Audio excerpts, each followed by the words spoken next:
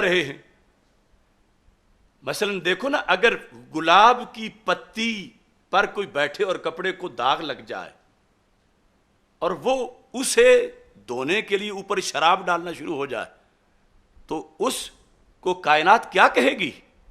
اور یہاں تو داغ لگا بھی نہیں کہ جس کو دھونا درکار ہو وہ میری گفتگو، اور آگے سے جو معاملات ہیں وہ کہاں سے کہاں شرابوں تک پہنچے ہوئے.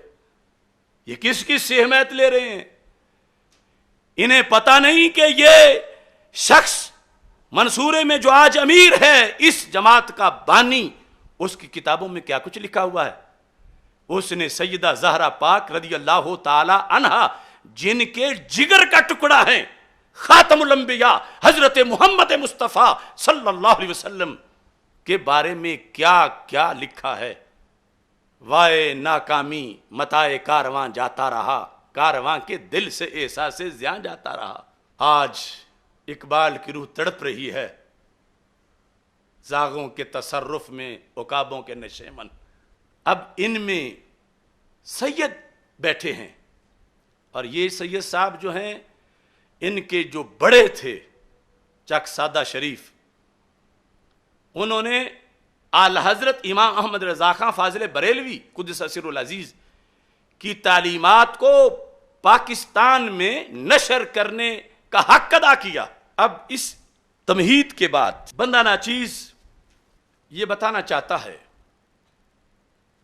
کہ یہ لوگ جہاں جا کے بیٹھے ہیں چائے پینے کے لیے، اور پھر اس بندے سے کلپ ریکارڈ کروایا ہے میرے خلاف.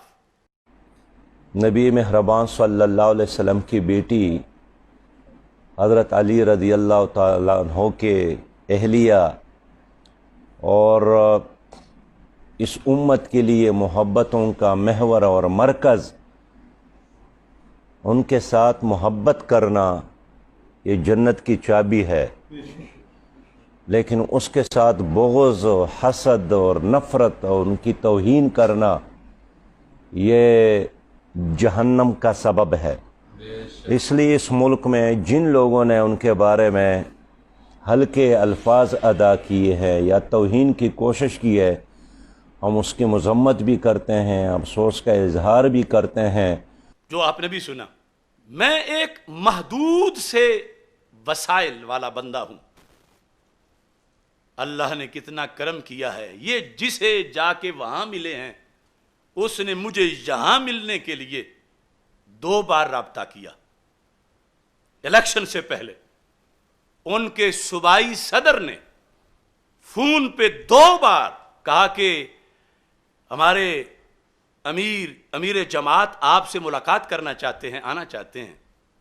تو میرے دل میں یہ عبارتیں تھیں جو میں ابھی پیش کروں گا. میرے خون نے مجھے اجازت نہیں دی، میں نے جس ماں کا دودھ پیا ہے اس کے مقدس عقیدے نے مجھے اجازت نہیں دی، میں نے جس پیر کے ہاتھ میں ہاتھ دیا ہے ان کی دی ہوئی ایمانی غیرت نے مجھے اجازت نہیں دی. میں نے قبول ہی نہیں کیا.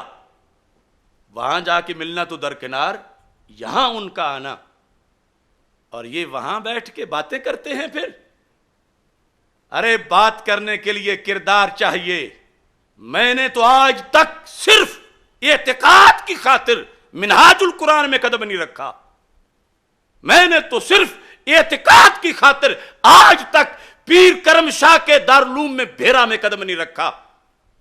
حالانکہ آج سے چند سال پہلے، ابھی نہیں چند سال پہلے تو بار بار مجھے وہاں سے دعوتیں دی گئی خطاب کے لیے، تقریر کے لیے، مختلف مواقع پر کہ آپ تقلید پہ بہت اچھا بولتے ہیں اور ہمارے طلباء کی تنظیم کہتی ہے کہ انہیں بلا کر تقریر کراؤ. کون ہے اس دیش کے اندر جس نے بات کرنے کے لیے اتنا پہرا دیا ہوگا؟ یقیناً ہوں گے بہت سے، مگر یہ فقیر بندہ، میں نے تو کہاں سے کہاں تک آج کے لمحے کے لیے تیاری کر رکھی تھی کہ کوئی داغ نہ روافظ کا ہو، نہ نواسب اور خوارج کا ہو.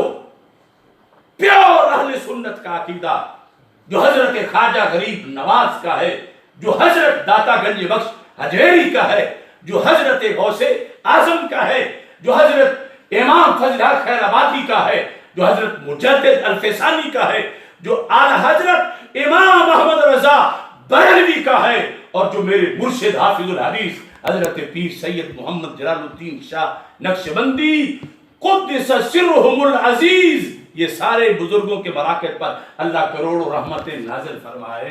ہم نے تو ان کی حیا رکھی ہے اپنے سینے میں، اپنی آنکھوں میں، اپنے دماغ میں، اور آج تک اللہ کے فضل سے وہ خوارج روافض نواصب تو درکنار، جو ان کی طرف بیس کیمپ پر خیمے لگے ہوئے تھے کہیں کہیں، ہم نے تو وہاں بھی قدم نہیں رکھا۔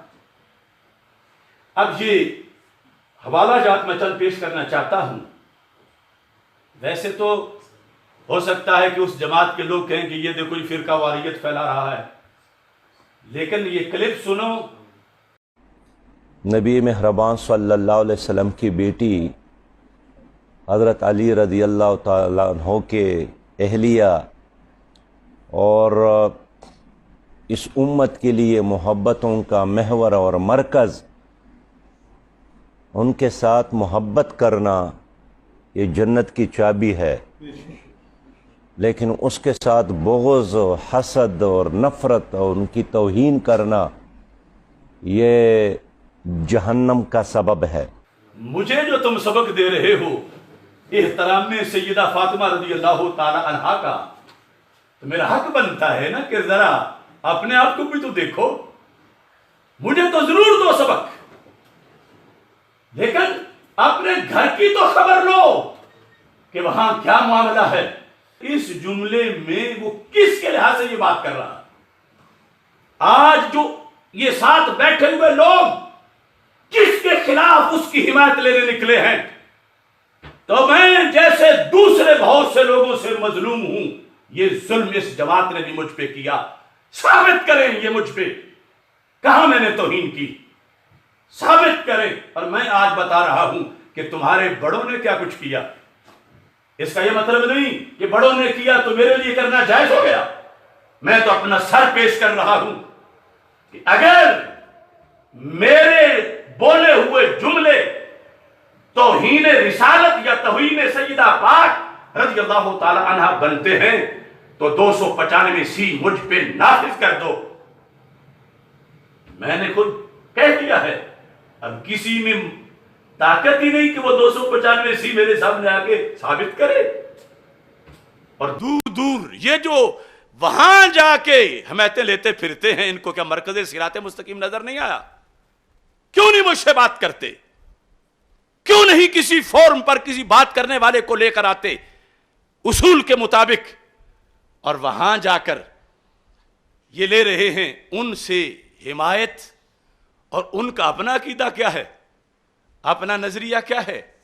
اب یہ کوئی نہ کہے مجھے اداروں میں سے کہ ایک بہت بڑی شخصیت تھی اور آپ نے اس شخصیت کے خلاف اتنا مواد اور آپ نے ٹھیس پہنچائی ہے اس جماعت کے لوگوں کو۔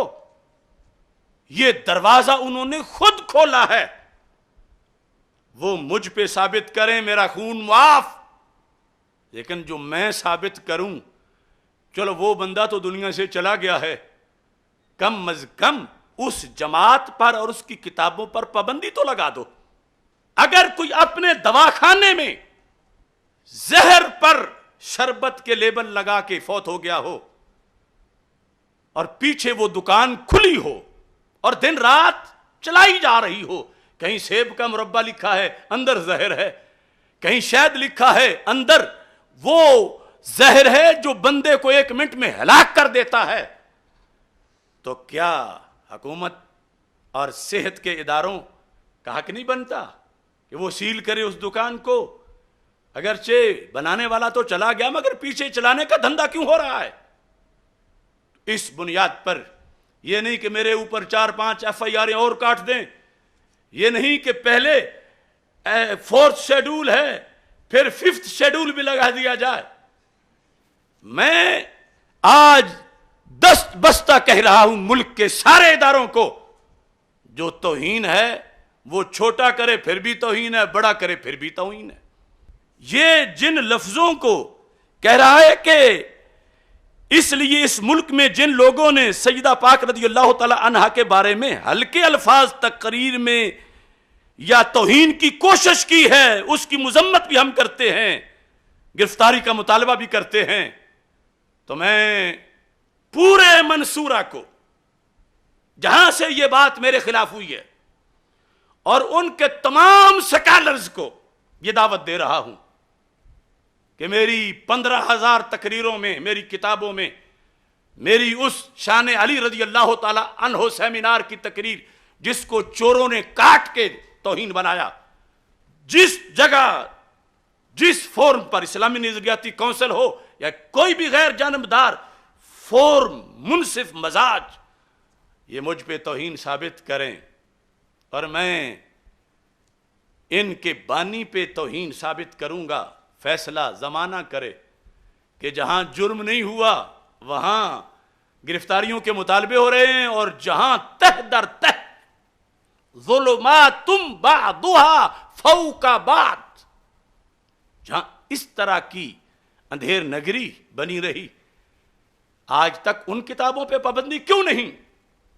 وہ نیٹ ورک کیوں چل رہا ہے کہ جس زبان نے کسی کو چھوڑا ہی نہیں تنقید سے، جس قلم نے، اور آج تک کالجز یونیورسٹیز میں اس کے ترانے اور نغمے گائے جا رہے ہیں، اور ادھر نسل نو کو دن رات بھرتی کیا جا رہا ہے۔ لہٰذا میں ایک بار پھر سننے والوں کو یہ بتانا چاہتا ہوں کہ چونکہ خود انہوں نے دروازہ کھولا اور یہ موضوع چھیڑا اور تقاضا کیا کہ ملک میں کوئی تحریر و تقریر ناموس مصطفیٰ علیہ السلام کے خلاف، اہل بیت اطہار علیہم الرضوان کے خلاف، صحابہ کرام علیہم الرضوان کے خلاف نہیں ہونی چاہیے، تو میں 100% اس کے ساتھ ہوں، لیکن میں اب تحریریں دکھاتا ہوں کہ کہاں کہاں بہت بڑے بڑے گھپلے ہوئے دین میں، اور آج تک ادھر کوئی دیکھ ہی نہیں رہا۔ کیا وجہ ہے آخر؟ یہ دورہ معیار کیوں ہے؟ یعنی ادھر میں نے جو جملے بولے ان میں تو کوئی بوئے توہین بھی ثابت نہیں کر سکتا۔ انشاءاللہ قیامت تک جس جگہ جواب دیتے ہوئے پیر میر علی شاہ صاحب کی عبارت سے میں نے یعنی سے اس کی وضاحت کی، اور دوسری طرف تو واضح کفر ہیں، ادھر کسی کی توجہ ہی نہیں، اور ان سے اگر ان میں تھوڑی سی بھی غیرت ہوتی، یہ جب وہ وہاں جا کے بیٹھے ہوئے ہیں، سیدہ پاک پوچھیں گی ان سے قیامت کے دن کہ تم میری محبت کو آڑ بنا کر ان لوگوں کے پاس جا کے بیٹھے کہ جس ذات مقدس جن کے جگر کا میں ٹکڑا ہوں، جس ذات مقدس کی جن لوگوں نے توہینیں کی ہوئی تھیں، کیا لینے گئے تھے تم وہاں؟ وہ بڑا سخت محاسبہ انشاءاللہ کریں گی، اور اہل سنت نے بھی دیکھ لیا کہ یہ جو تحریک فوراً چل گئی ہے آستانوں کی اور یہ اور وہ، اس کا کیا معیار ہے؟ کہیں ان کے ساتھ پکے رافضی بیٹھے ہیں، کہیں نیم رافضی بیٹھے ہیں، کہیں خوارج کے پاس، کہیں نواسب کے پاس، تانا ہمیں دیتے ہیں؟ نہیں، ہم ہیں علی والے، نہ روافض کے ساتھ، نہ خوارج کے ساتھ، نہ نواسب کے ساتھ، ہم ہیں اللہ کے فضل سے اس قرآن کے ساتھ، چونکہ میرے آقا علیہ السلام کی آل اس قرآن کے ساتھ ہے۔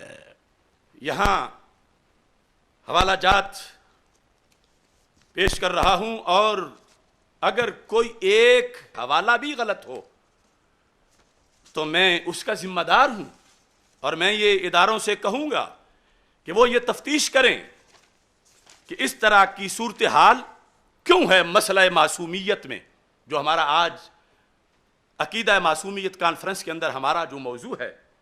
اب دیکھیے، سب سے پہلے تفہیم القرآن، اس کے لحاظ سے کہ یہ جو آیت موضوع تھی، انما یرید اللہ لیذھب عنکم الرجس اہل البیت ویطہرکم تطہیرا، یہ ہے تفسیر۔ یہاں بھی سید لکھا ہوا نام کے ساتھ، تفہیم القرآن ہے مودودی کی۔ تفہیم القرآن کہ صفحہ نمبر 93 پر کیا لکھا ہے؟ ایک گروہ نے